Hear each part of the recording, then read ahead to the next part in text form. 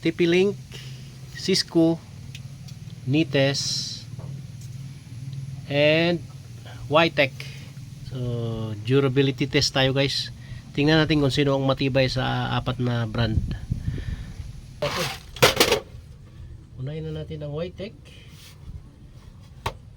Sino ang mas matibay?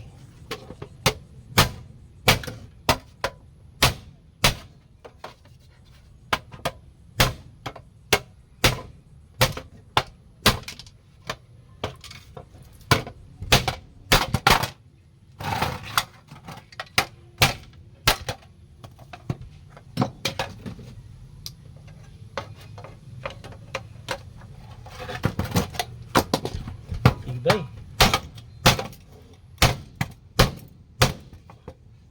Tibay din.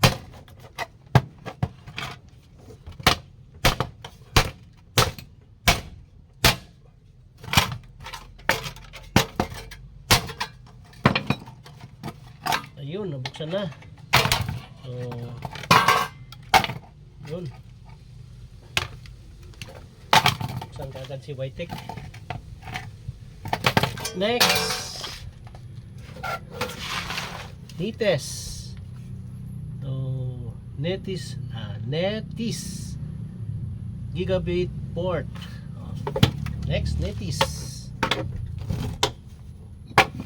Tingnan natin kung matibay pa rin si Netis.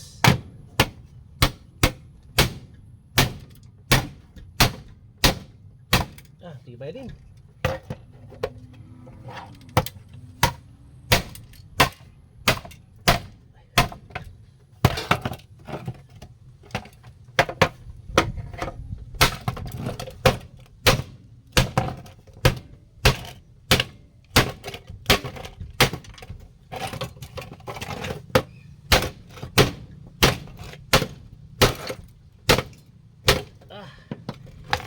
Hindi pa tatalo si Nites. Tibay din. So yun,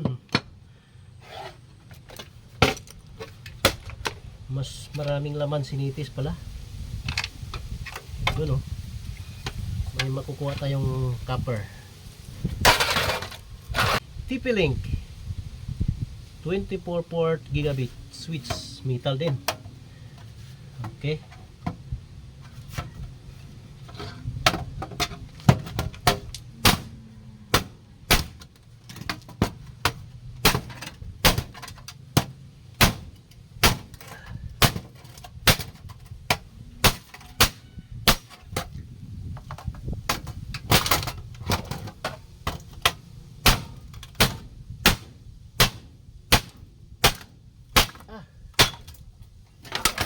Tibay din para si TP-Link.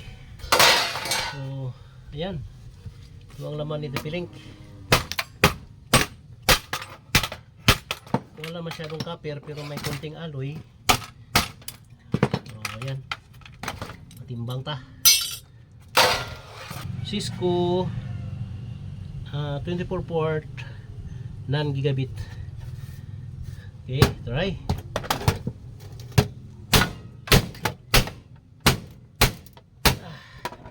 Hindi rin patatalo, tigas din.